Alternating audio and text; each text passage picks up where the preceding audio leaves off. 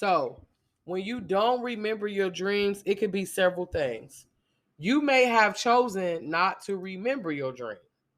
Okay, you may be like, I ain't remembering this, or you may be to a state where you no longer have desires because the dream realm is the true realm, but it also, the dream realm purges your desires and gives you messages through signs and symbols that's in your mind, right?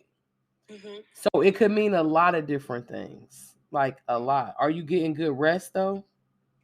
Um, I am. I slowly got my dreams back, but I know it was like a couple months I wasn't dreaming. Yeah, sometimes that can happen. But I wouldn't look at it as like, oh, it's all over for me because I'm not dreaming. Some people get to a point where they only dreaming if it's like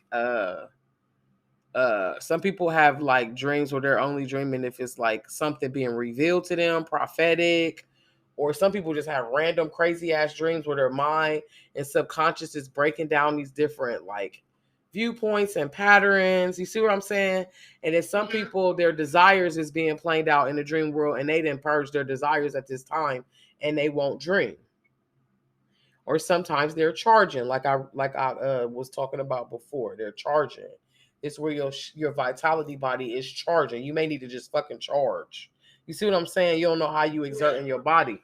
So it could be many things, okay? Or it could be somebody fucking with you, which we don't want that to be, but sometimes motherfuckers is in the forest and they do shit to you in the astral realm because the dream world is the real world. We talked about it trickling down in your real life, right?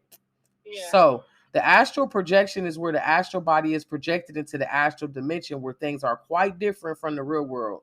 Time is distorted and extended, and for example, an hour in astral can feel like a few minutes in the physical dimension. Depending on what part of the astral you are in, reality is fluid and changeable.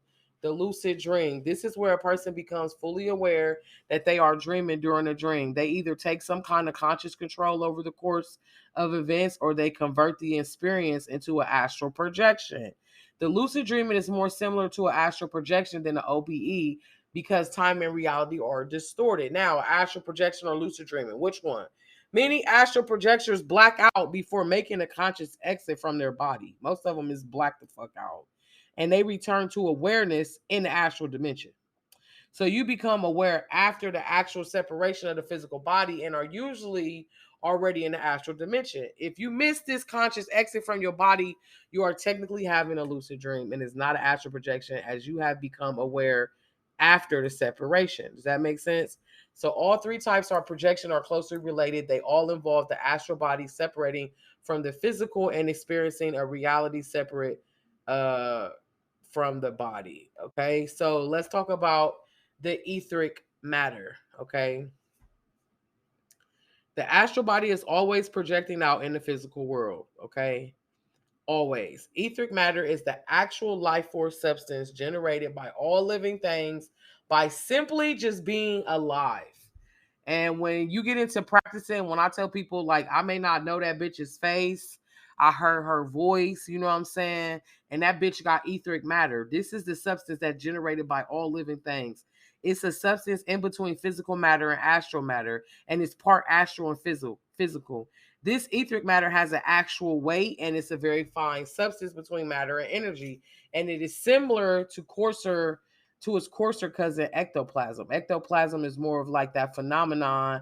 If y'all ever seen that movie Hunting in Connecticut and that little boy was throwing up that shit out of his mouth, that's ectoplasm. Okay. People that die in the hospital beds and hospitals before death and they be hooked up to EKG monitors and EEG monitors and shit, they lose a sudden 28 grams of weight loss. It's like an ounce. This is caused by a large number of etheric matter beings being transferred into the astral body at the moment of physical death. This is similar to the sudden transfer of etheric matter into the astral body during near death experience where the body believes it's dying. And it's also something that you could do in initiation is inject astral matter into a person and knock them out their motherfucking astral body as well. For sure. Okay? Because it's part physical and it's part non-physical. Okay? The ectoplasm, like I told you, is thicker. It's when the medium has reabsorbed the ectoplasm or has expelled the ectoplasm from their mouth. It's energy produced by the chakras that forms a physical mass or like this goo substance. Okay. Any type of non-physical entity, manifestation, intra or interdimensionals, these are made of etheric matter. Non-physical entities fade back into their dimensions of origins. Etheric matter can only be obtained from living inhabitants of the physical world. Okay, so the energy flow is what people call the silver cord. Some people have an umbilical cord, some people don't. Some people see it emanating from their navel, some people don't see it. No, no one can cut your cord and you could die. Don't believe that. That's just to scare the shit out of you. Don't believe that. You have to clear your astral memory greatly when you're working with this cord. Because if you do see a cord, say you do have this cord, right? You can hold vivid memories and shit in this cord. Okay, like I'm talking about a lot. Like think of it like this: your body lacks energy when it goes to sleep, right? So it never has clear impressions of your journey. So the cord strengthens that shit. It's like the astral flow, so it holds information. Okay, so when people be like, "Oh, they cut her astral cord," nah, they just made you think they did, and they was trying to pull information from you, which people can do sick ass shit. But no, that really can't. They can't separate you. Nobody can cut you off from being you. The reason being is your chakra use. Fully developed chakras and learning how to OBE, dream, astral project, lucid dreaming, all of this shit is like an energy raise. Okay, and it stimulates the chakras to act as vortex so you can automatically project this energy and this flow of power through your chakras and through the natures of your dreams. This shit becomes unforgettable experiences, like the most vivid dreams you have ever had, and you could bring shit from the dream world into this realm. Okay, it is higher levels in the astral realm. Okay, when you start getting into your macabre, you can begin to fly out of the Earth's atmospheres to the normal or the astral plane, out even higher to higher level of projections outside of the buffer zones and subplanes and other dimensions, because it's multiple dimensions and realities that exist in and beyond the buffer zone. Okay, so the high level of projection is when enough energy of the chakras is connected and can be produced through the production of one particular type of energy that will raise your consciousness and your corresponding subtle body. This is usually done by conscious raising meditation and advanced energy work of the chakras. Okay. This consciousness then can experience the level of existence through enough energy through your body, depending on skill and natural ability of the operator or whoever's doing it.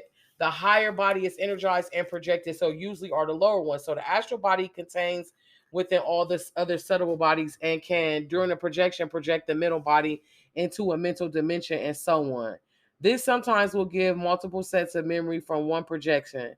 The general rule is whichever subtle body contains the greatest amount of multiple sets of memory from one projection to the other. Okay. Um, from one projected to the other, they will have these strong memories. These dominant memories will be the ones retained by the physical mind. Remember, I said sometimes you dreaming, but you don't even fucking remember. That's why. That's another reason why. Like I was telling you, sometimes it'll be different things. Projecting consciously into different levels of astral. So, for example, the astral dimension is the topsy-turvy, Alice in Wonderland. Everything seems objective but real. It's very fluid. You can have sex. You can go to beautiful places. You can be in spiritual harmony. Astral can only seem like 20 minutes compared to a whole hour you missed in the physical world. It takes a lot of experience to navigate in this realm. It's infinite number of realities, possibilities, realms, dream pools, and you go into this during the dream state or lucid dreaming of your subconscious mind. You can take over these dreams, but it takes a lot of subconscious mind power and controlling the influence. My son has a name for it. I can't think of what it is, but it's when you program yourself at night. He told it to me. I can never remember the name of it. But it's where you catch yourself when you about to go to sleep and you start doing all your manifestations, or you catch yourself as you going off to sleep and leave something in the floor and wake up and grab it and you pop out of your body, like nagophobia or something like that. Don't quote me. I can't remember. My son remembers it all the time. I cannot think of what it is, but it's so many ways you could tap into that. Virtual reality projection. Okay. You could get a poster of a scene, something pleasant, bright, and sunny. Hang it on the wall of your room where you're going to project in or close by. And, you could place a light around it or like make a light, something to illuminate it like a movie screen. And when you project towards it, keeping your mind blank, do not think about what you're doing, just gaze in it and it will project you into it. Like it's like creating this illusion where the poster will become normal like a three-dimensional world and you're able to not distinguish it from reality. Okay. Sometimes you could cut and paste small pictures of things that you want, or if you have someone that's dead, say you got somebody that's dead, your subconscious mind will create a thought from a shell of that person when they were alive, and this may be an excellent way of communicating with people who have died. The subconscious creates this thought from the shell of the person. The shell can be animated in perfect detail in the memories of your consciousness, but there is a love there between the projector and this created person. So like the deceased person will be drawn to the scenario, and usually this opportunity will communicate with the projector by animating by the created image of their body. Okay. The Akashic records. The Akashic space is a buffer zone where all the mental worlds and part astral, everything has ever existed in the record of time is there. It's like a huge fucking library picture book. I see it as a picture book. They also contain things stemming from your past. You have to have clairvoyance to be in this realm. Wars, disasters, all scenarios, all infinite realities exist in this Akashic realm. Okay. It's like where everything existed. It's also where they pull information from when you get readings. Okay. So, consulting your Akashic records can be done if you have skills, if you are clairvoyant. Okay. This is a sort of telepathic guided tour into your enormous amount of information that has everybody's shit in there. Okay. And if you are telepathic to a degree, you can pick up information just like by seeing, like I said, clairaudience and telepathy will help you tap into the library. Some people see it as a library with real books. Okay. And you'll hear people be like, oh, yeah, I read your Akashic records and it said this. Some people can do that because they see it as real books. Okay. But all these claims are consistent with the Akashic records. Okay. The mental dimension is a dimension that has beautiful rivers, rainbows, pulsating lights, kaleidoscope patterns, rainbow bridge to Asgard type vibe, fairy in wonderland, loose child energy. This is that dimension, okay? And that's where everything is just like hula hoops and fucking rainbows. That's in your mind, the mental dimension. The Buddhic dimension, or dimension where the deities are, is like it's warm, it's filled with peace, infinite love, pure white light. There is no sound or perception here. It's all brilliant white light. There is a irresistible urge to have this stillness. Okay, it's like the mother's fucking womb. It's just still. It's an atonement. It's like this forgiveness realm. Like, listen, it's like the fucking resting place for the soul. Okay, think of it like that. Then the atomic dimension is like where the spirit world is like deep, where the loved ones that you know on earth is, like the etheric template, the layer of your aura. It's also a dimension in astral. Some ancient ATR religions call it Antuwa, where you could go and talk to your ancestors. If you remember the movie Black Panther, he was tapping in and out of there. This is the light world and is the purest, brightest silver, It's bright. It seems impossible to look at. It's gentle. It's soothing. Everyone you know that you loved is there. It's magnificent. They're like the brightest, the happiest, the most beautifulest that they ever were. It's so electricity feeling. It's like tingly. It's vital. Everything you could think about the presence of God is a fucking pervading force in this place. All communication here is done by telepathy. You never hear them move their mouth. That's how you know it's higher beings. When you're in dreams, it's entities that move in their mouth, fucking demons. Negative. I don't want to say demons because all demons ain't bad. Just lower level of thought, negative energies.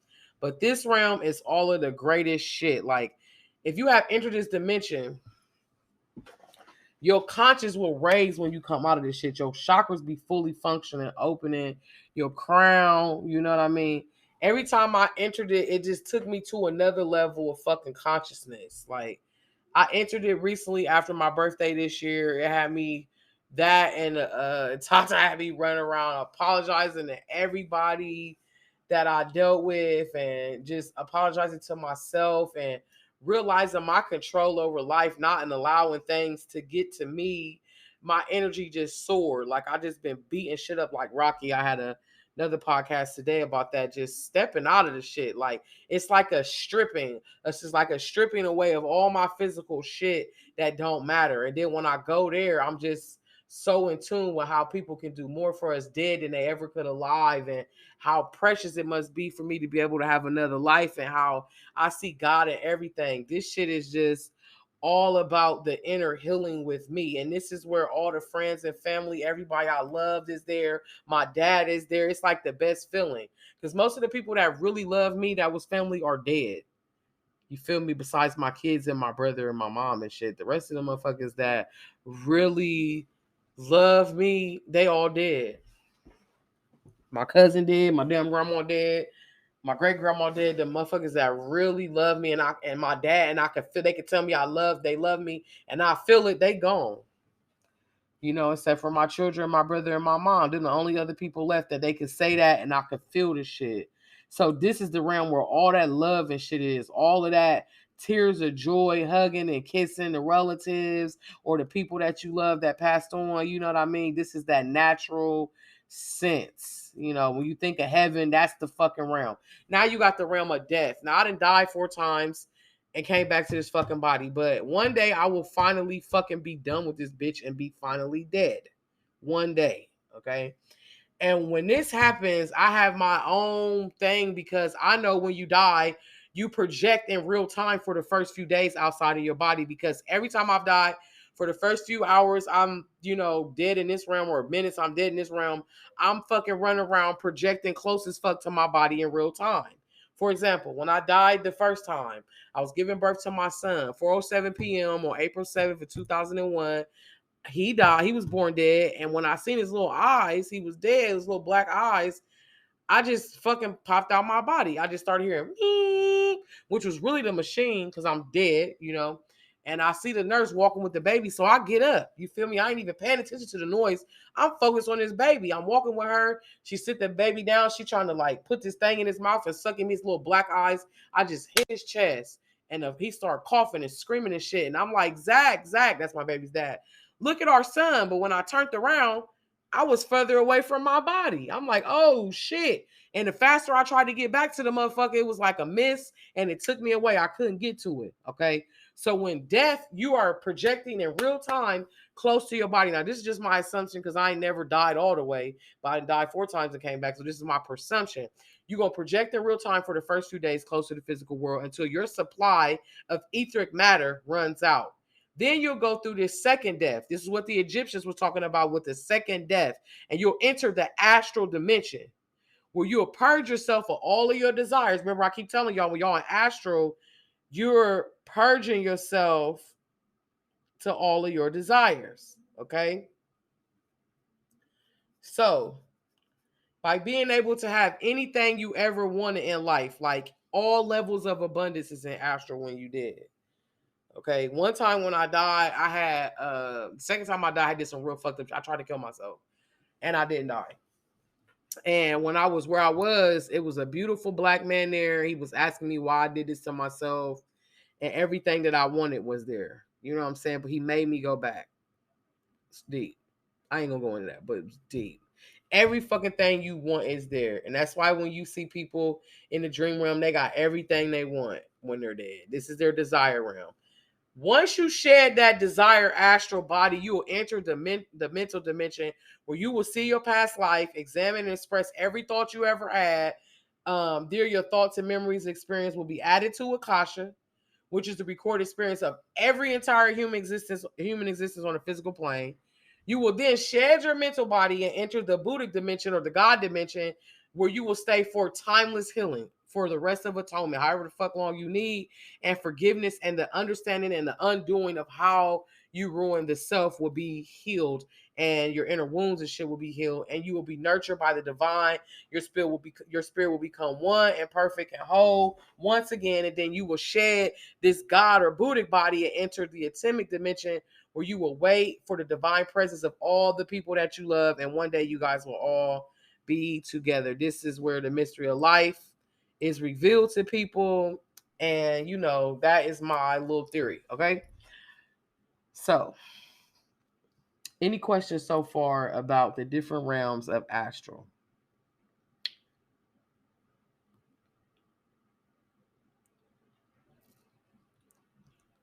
I do have a question. I'm just trying to find it. Okay. So mental division. When you said it's like the rainbow bridge and the loose child energy, you said something else, and I didn't catch it. It's just basically the realm where it's like serene, different dimensions, water streams. When you be dreaming, you be at the beach. That's it. It's just all the serene shit like that. All the shit you mentally know what beauty looks like. That's the shit that it is. Okay. And the Akashic records, that's not a physical thing. Like that's in the mind. Say that the Akashic records. Say it is just. So let me tell you this. Let's just break it all the way down. The Akashic records was something that was created or rediscovered by H.P. Blavatsky. Okay. And Akashic is a Sanskrit term. It's Sanskrit. Okay. It's also like a life force. So that's why you're thinking it's a physical thing, because it's a life force. It's also like indestructible, tablets of astral light. Okay. That's what people say it is. It's also all the information that has ever existed in this realm. It's like an immense photograph. I always see it like pictures. So when people be saying they be reading books and shit, I always see it as pictures. So some people would say it's a library, but when they say it is a physical place, I'ma say no. But some people will be like, well, it's a library, and that's how your mind perceive it. I perceive it as light energy. Does that make sense? It's just a universal etheric field of information that get imprinted. You feel me? It's like vast knowledge. Think of it like a shadow reality, a vast knowledge. But HP Blavatsky, let me think of some other people that fucked with it heavy. Rudolf Steiner, Edgar Casey. These motherfuckers claimed access to Akashic records. Akasha is just another word for ether, sky, or atmosphere. Okay, but the Blavatsky made it popular. But before she was making it popular, when you go get an E5 reading, they pulling from Akasha. Does that make sense? Yeah, I thought it was an actual library, like the library that's hidden in the bottom of the Vatican. No. It's from the sky. Akasha means fresh sky, pure air sky. That's what it is. It's a realm. It's a fifth element or a quintessence of a material that fills the region of the universe beyond the terrestrial sphere. It's aether. It's medieval science. It's a natural phenomenon for the E5 people, such as light traveling and gravity and sound mixed. It's like a vacuum. Think of it like that, of information that is a luminous, and it just comes in as light information. So when people say they read it as a book, that's just how their mind interprets it. But some people like myself, I see it as light coming in. It's just like being able to soar over information. Like, I can't explain it, but medieval scholars represented it as the heavenly bodies. Okay. That's the way I can describe it, for example, Is that similar to how a lot of Catholics say that St. Peter is at the gates reading the book of life? I'm not going to mix that with that. Okay. I'm going to leave that alone. I'm going to say that's some whole other shit. But Akashic is Sanskrit for air and aether, being in. And the reason why I say it's the mind is because it's the light communication between us and the divine. Does that make sense? It's where everything exists. That can only be in light. Light carries information, right? That's science.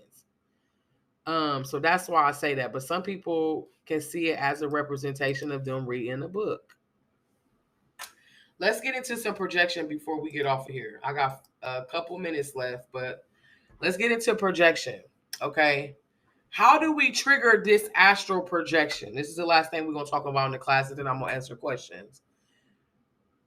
You trigger projections by 4 ways: relaxing your body while staying awake, concentrating on what you're doing, having enough energy to be able to do it, and pressuring the astral body to separate.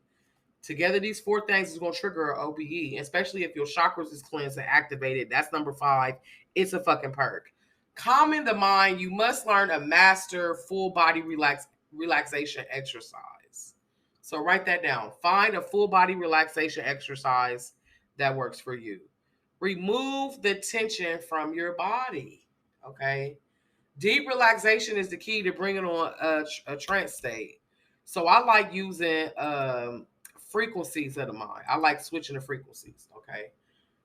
So like from theta to alpha, like that, or from theta to delta, like that. Alternating those frequencies at night too.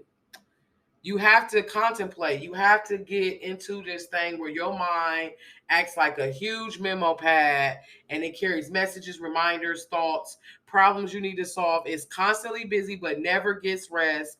Thoughts, all clamoring for attention. So before you attempt to clear your mind, you have to be aware of your breath, okay? Thinking, contemplation does not involve clearing the mind or visualizing. It requires you just to think. So some people get the monkey mind. They don't want to think. They want to stop it. No, just think and let it thoroughly process through to gain the deeper insight. Having your breath and awareness through meditation. Breathing is universal energy. When people be like, oh, we're nothing alike, we're all connected and created through the breath. Sit down, close your eyes, relax, get into your breathing, get into your surface thoughts, the what's happening, what's coming, all of these energies. Let them annoy the fuck out of you and get them out, okay?